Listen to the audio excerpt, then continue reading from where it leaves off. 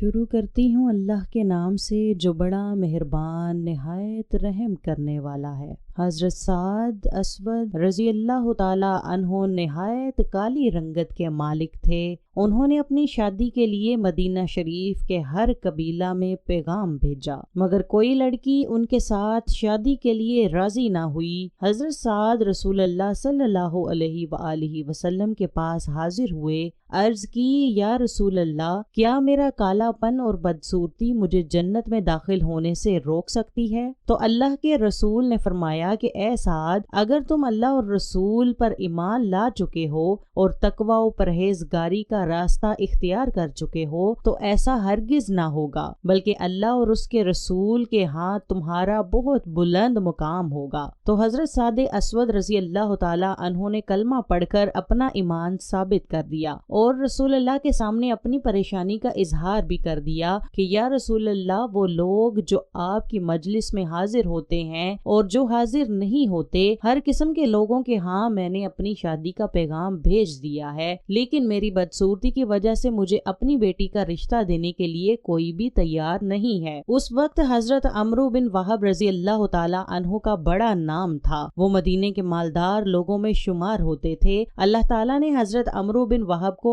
حسین و جمیل لڑکی سے نوازا تھا، جو کہ مدینہ کی حسین ترین لڑکیوں میں شامل ہوتی تھی۔ حضرت محمد صلی اللہ علیہ وسلم نے صحابہ اکرام سے دریافت کیا، کیا آج حضرت عمرو بن وہب آئے ہیں؟ صحابہ اکرام نے عرض فرمایا، اے اللہ کے نبی، آج عمرو بن وہب نہیں آئے۔ حضرت محمد صلی اللہ علیہ وسلم نے فرمایا، اے سعد، جاؤ عمرو کے گھر چلے جاؤ۔ حضرت عمرو بن وہب کے گھر جا کر کہو کہ اے عمرو بن وہب، اللہ کے نبی نے تیری بیٹی کے رشتے کے لیے مجھے چنا ہے۔ حضرت سعد حضرت محمد کے حکم کے مطابق حضرت عمرو کے گھر میں گئے، دروازے پر دستک دی۔ حضرت عمرو بن وہب گھر پر ہی تھے۔ انہوں نے آ کر دروازہ کھولا تو حضرت سعد دروازے پر کھڑے تھے۔ حضرت عمرو نے حضرت سعد سے دریافت کیا، جی سعد، کیسے آنا ہوا؟ حضرت سعد نے ڈرتے ہوئے کہا کہ میں حضرت محمد کا قاصد ہوں۔ حضرت محمد نے فرمایا ہے کہ مجھے اپنی بیٹی کا رشتہ دے دو۔ حضرت سعد کی زبان سے یہ الفاظ سن کر حضرت عمرو بن وہب لال پیلے ہو گئے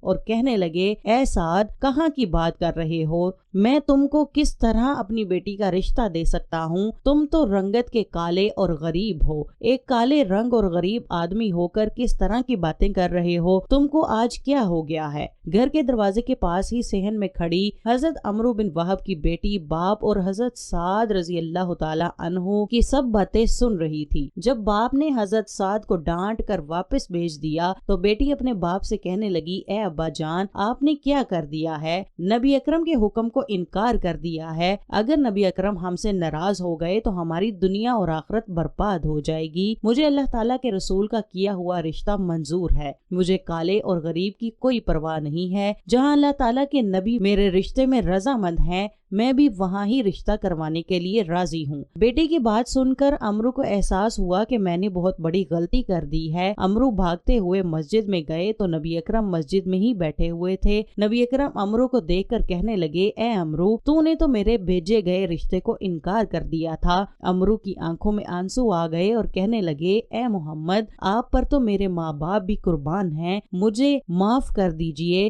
مجھ سے انجانے میں بہت بڑی غلطی ہو گئی ہے۔ جب سعد واپس آئے تو مجھے احساس ہوا کہ میں کیا کر بیٹھا ہوں، میں اپنی غلطی تسلیم کرتا ہوں، مجھے معاف کر دیجئے۔ آپ صلی اللہ علیہ وسلم حضرت سعد کا نکاح میری بیٹی سے پڑھا دیجئے۔ حضرت محمد نے نکاح پڑھا اور 400 درہم حق مہر مقرر کر دیے۔ حضرت محمد نے سعد کا نکاح پڑھنے کے بعد فرمایا، جاؤ سعد، اپنی بیوی کو لے آؤ۔ اس وقت آج کے دور کی طرح بہت بڑے شادیوں کے انتظامات نہیں ہوا کرتے تھے، ہر کام میں سادگی ہوا کرتی تھی۔ خیر حضرت محمد نے حضرت سعد کو فرمایا، اے سعد، جاؤ اپنی بیوی کو لے آؤ۔ حضرت سعد کہنے لگے، اے اللہ کے نبی، میرے حق مہر میں تو 400 درہم مقرر ہوئے ہیں، میرے پاس تو 1 درہم بھی موجود نہیں ہے۔ حضرت محمد نے فرمایا، اے سعد، پریشان ہونے کی ضرورت نہیں ہے، آپ حضرت علی، عبد الرحمن، اور حضرت عثمان رضی اللہ تعالیٰ عنہ کے پاس چلے جائیں اور کہیں کہ مجھے نبی اکرم نے اس کام کے لیے بھیجا ہے، سب سے 200 درہم لے کر آ جائیں، ان میں سے 400 درہم تم حق مہر ادا کر دینا اور باقی جو کچھ بچے گا ان میں سے گھر کے لیے کچھ کھانے پینے کے لیے لے آنا۔ حضرت سعد ان کے پاس چلے گئے تو سب نے 200 درہم سے کچھ زیادہ رقم حضرت سعد کو دے کر بھیجا۔ حضرت سعد کے پاس اب 600 درہم سے زیادہ ہو گئے تھے۔ اب حضرت سعد کی خوشی کے تو کیا کہنے تھے۔ حضرت سعد رضی اللہ تعالیٰ عنہ کی خوشی کی وجہ یہ تھی کیونکہ بہت ہی حسین و جمیل لڑکی اور مدینے کے مالدار کے گھر شادی ہو گئی تھی۔ حضرت سعد نے سوچا کہ میں بیوی کو لینے کے لیے بعد میں جاؤں گا، پہلے بازار جا کر کچھ کھانے پینے کے لیے لانا بہتر رہے گا۔ وہ کچھ سامان لانے کے لیے بازار چلے گئے۔ جب حضرت سعد بازار میں داخل ہوئے تو منادی کرنے والے نے اعلان کیا کہ اے اللہ تعالیٰ کے نیک بندو، اللہ تعالیٰ اور اس کے رسول سے پیار کرنے والو، اللہ تعالیٰ کی راہ میں جنگ کرنے کے لیے نکلو۔ حضرت سعد نے اپنا سب کچھ وہاں ہی چھوڑا، اللہ تعالیٰ کی راہ میں جنگ کرنے کے لیے تیار ہو گئے۔ خدا کی رضا ایسی تھی کہ جنگ کے دوران ہی شہید ہو کر اعلیٰ جنت میں مقام حاصل کر لیا۔ اللہ اکبر۔ رسول اللہ صلی اللہ علیہ وسلم کو جب پتا چلا کہ سعد شہید ہو گئے ہیں تو آپ نے ان کا سر مبارک اپنی گود میں رکھا اور ان کی تلوار اور گھوڑا ان کی بیوی کے پاس بھیجا